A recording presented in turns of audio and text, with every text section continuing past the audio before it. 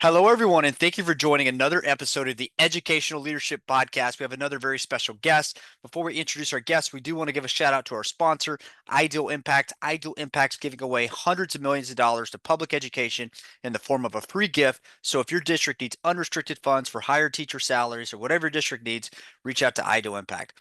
Okay, today we have Dr. Burke from Splendora ISD. Dr. Burke, thanks for joining us today. Yeah, my pleasure. Glad to be here.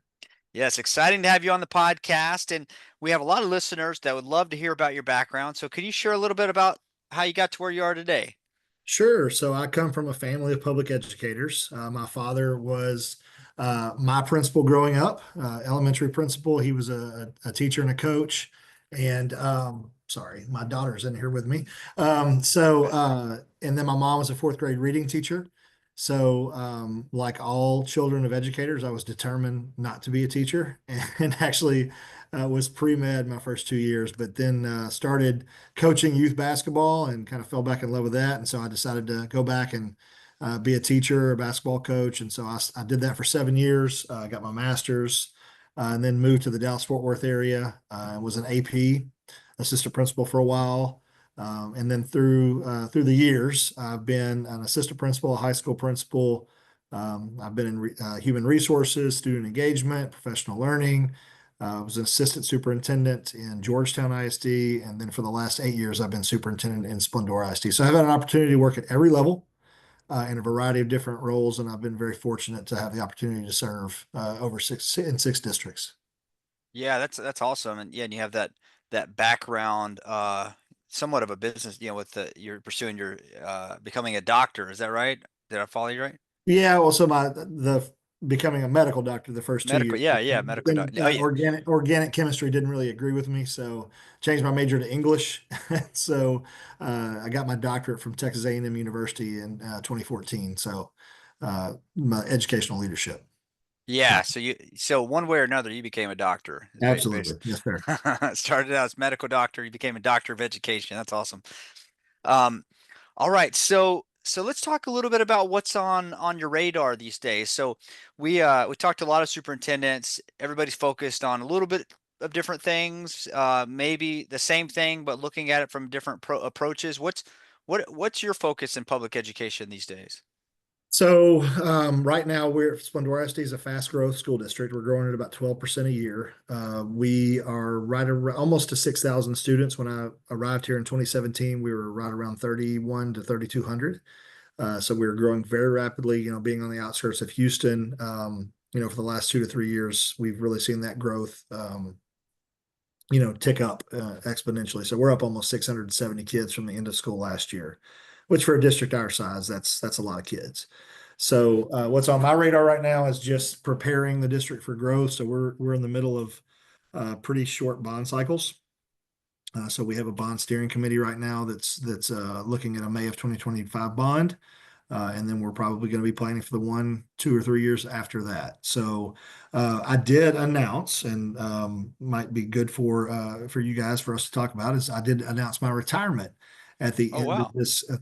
the school year. So I want to continue to serve. We're not leaving the community, the district. My children go to school in Splendora. My wife's an educator here as well. So it's a great fit. We love this community. We have a fantastic board, which I think is really important in today's times, right? Hmm. We have a school board that's really focused on our students and our culture, and so I think really just trying to grow and maintain some of the things that we value here, but also embrace new community members and all the things that growth brings. Awesome. And are y'all closer to Houston than Cleveland, or are y'all further Yes, out? we are just a little bit closer, so we're just directly south of Cleveland on Highway 59. Okay, and I'm in Kingwood, so I'm not too Okay, you're far. not too far away then. There you go. Yeah. Yeah, so is it it's Kingwood, then New New Caney, Caney, then Splendora, Splendora. Okay, Cleveland. Yes. awesome. And I know Cleveland's the fastest growing district in Texas. So how do y'all compare? Y'all growing about the same rate, or? No, well, ours is a little different. Most of ours are just master plan neighborhoods. They've got that one neighborhood that's really brought a lot of growth very quickly. So ours is a little bit more controlled, probably. but just a lot of development. I kind of we're the next game in town. We have a lot of undeveloped land, or we did. But we've got our demographic projections are going to be coming out from our demographer next month, and we are still projected to be around 15,000 students by 2032. So we're growing really quickly. That's interesting. Yeah. So I know New Caney's growing quite a bit, and then you guys are We're growing. basically where New Caney was in 2015. Oh, okay. Yeah, Okay. if that gives you any kind of context or perspective. That's kind of where we are. Yeah. For those listening in, I mean, New Caney has just expanded, massively with the shopping centers. I think they're building a like a convention center Yes. out there now. Yes. It's so yeah, and Shepherd's north of Cleveland, right? Correct. You have it's Cleveland, Shepherd, Livingston. Okay, and we had them on the podcast not too long ago. They're not growing as fast, but I imagine they're gonna see an uptick here pretty soon as well. Was that Yeah, an Aggie ring I saw on your finger? it is. Yes, sir. All right, class of '05 here. Yeah. Oh, nice. That's a 2014, but it's my doctorate. So I have to tell people like, man, you stayed in school a long time. So That's awesome. Gig 'em. Yeah, we always like to have Aggies on here. Um, very cool. So yeah, let's talk about what's on the horizon. So your district is growing fast. You have some bonds in the process. Now, all of those things are kind of a function of something bigger, right? right. So what are some of the milestones or goals that you hope to hit, outside of the growth area, maybe in the next year to 5 years? Well, I think we want to maintain the positive culture that we have. We're a national showcase district for capturing kids' hearts for 4 years in a row. We certainly anticipate to be one again next year. We place a lot of value on that culture. Obviously, just like the rest of the state, we're looking at some barriers, teacher uh, prep programs. I have an opportunity this year to serve on the commissioner's cabinet at TEA as the Region 6 representative. So have a lot of productive conversations about some of the challenges that we're facing, as with public education as a whole. And then also, I serve on the Texas Association of Mid-Sized Schools Board, Fast Growth Schools Steering Committee, and then some various roles in TASA. So just that's given me the opportunity to kind of see, some of the common threads across public ed, some things that affect us in Splendora ISD a little bit differently than some other districts. For example, one of the things that we're struggling with is having enough capacity for the growth that's coming for bonds. Most of our tax revenue comes from rooftops, and we're maxed out at our INS tax rate. So we're having to get creative with projects and things like that. So we're gonna the board is working on adopting some legislative priorities for the 89th legislative session. One of those being trying to find some equalization in the INS side that's exists in the maintenance and operations portion, but with INS, our pennies just don't go as far as some districts that may have more valuable natural resources or more industry. So hopefully we can get that going because we just don't have enough tax base to keep up. And so that's one thing that's on our radar. Special education is really becoming a struggle for most districts in the state. It's hard to find diagnosticians and school psychologists, and it's just the field is really competitive right now. And our special ed numbers are increasing just like most every other district that I know in the state of Texas. So that's another legislative priority for us is working with our representatives and senators to hopefully help in that area. Fast growth school allotment, that's a big goal of the Fast Growth Schools Coalition, and we definitely want to make sure that that stays in place. So just a lot of things, and in terms of just locally, we want to continue to expand opportunities for kids. Like one of our major priorities is every kid in our school district. We want every kid in our school district to be engaged in something, and we want them to Mhm. have a positive, appropriate relationship with at least one adult while they're here with us. And so we know that if students are engaged and they have a trusted adult, that they're more likely to come to school, that their academic output's going to be better. So that's a primary goal for our district. And obviously staying competitive with surrounding districts. We're the smallest district for now in Montgomery County. So how do we keep teacher pay and retain the good teachers that we have? And so there's a lot of challenges, but we feel like we have a great school district, and we want our students and their parents to know that they're valued here. And I think that's one of the and our staff as well. So It seems like kind of a prime location to be at because you have the New Caney growth, you got the Cleveland, so you kind of get, I don't know. I mean, I imagine there's students that, maybe there's not enough room at one district and they come to your district and teacher. It seems like a lot of visibility.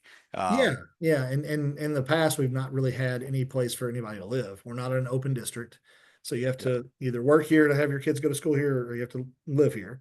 And but with all the new neighborhoods popping up, that's certainly I think fueling the growth and giving our teachers a place to live now, where they don't have to drive across different districts and counties to get to us. So we're excited, and we have a lot of good things in place, and we want to make sure that we still have that same culture of inclusivity and welcoming others, and making sure that we're, really living by you can't see they're blurred out behind me, but we want to really live by our mission and our vision and our values and our core principles. So that's what we strive to do. Outstanding. Quick question. So, you mentioned you're on the board of the mid-size districts, Yeah. mid-size. Are you seeing any common themes among all those districts, as y'all meet and have conversations? Just kind of curious. Yeah. I mean, I think funding, obviously, the basic allotment not having been adjusted since 2019, even though there's been a multi-billion-dollar surplus. We can get into that if you'd like. So, but I think that's one commonality. Special education is another commonality that we're seeing. I think over 75 to 80% of the districts in the state have a deficit budget. Um, I think teacher prep is another big theme that we're seeing. I mean, at the commissioner's cabinet last week, I think this 38% of the teachers in Texas are not certified, and they're in certification programs, but we're just not seeing that pipeline of teachers coming from the universities like we used to. So a lot of us are creative with trying to grow our own. And so I know the commissioner is going to go to the legislature and ask for additional funding for districts to be able to have their grow your own teacher prep pieces, and strengthen that, because we know that when we have good quality teachers in front of our kids, that's the number one thing that's going to make a difference in their life. Yep. Very good. Okay. I know we're running short on time here. Last question. Mhm. Um, is there a superintendent in your life that's been an inspiration to you that you would recommend come on the Well, podcast? there's been a ton. I mean, I think I can think of a lot of guys. Some of the guys are retired, and ladies are retired. I think I'm sure you probably interviewed Martha Salazar Zamora and Tom Yep. Ball. He is a rock star, and someone that I look up to. I'll tell you, so there's some Nicole Panish in Belleville ISD, Okay. the superintendent of the year. She and I and Brian Hallmark, who's the superintendent in Sealy ISD, we got our doctorates together at A&M. But Nicole's doing some really cool things in Belleville, really changing that community. And so I would recommend that you So speak with her. she's 2024 Superintendent of Yeah, the Year? just was named just this past year, and she is doing some really really innovative things for her community. So I would recommend you reaching out to her. She's just I've been so impressed with some of the work that she's doing, and helping to lead, you know, her community, but also the broader community of public ed. That's awesome. Very good. Okay. Well, there we have it. Any last thoughts or ideas to share with our listeners? No, I just appreciate you guys doing this. I think it's important that our public and our communities understand the challenges that we face, and I think it sometimes helps to hear from the people themselves rather than reading in the various media outlets how dangerous public schools are and how we're failing. And by and large, we're doing really really good work, and we want to make sure that we have systems that reflect the hopes and dreams of our kids, of our community, our teachers. We want to make sure we honor their work. You're absolutely right. If someone wants to know what's happening in public education, especially in Texas and Oklahoma, they could we have over 80 episodes with Hmm. superintendents. Like there is no better resource to hear directly from Absolutely. superintendents. And we would welcome people to come visit our schools. We're very, very proud of what we have here. Fantastic. Well, thank you so much for joining us today on the podcast, Dr. Burke. And now we'll close out. Before we close out, we do want to give one final shout out to our sponsor, Ideal Impact. Ideal Impact is giving away hundreds of millions of dollars to public education. I want to say they're close to $1 billion now. So if your district needs unrestricted funds, reach out to Ideal Impact for higher teacher salaries or whatever your district needs. And for those that have been tuning in, stay tuned for future episodes of the Educational Leadership Podcast.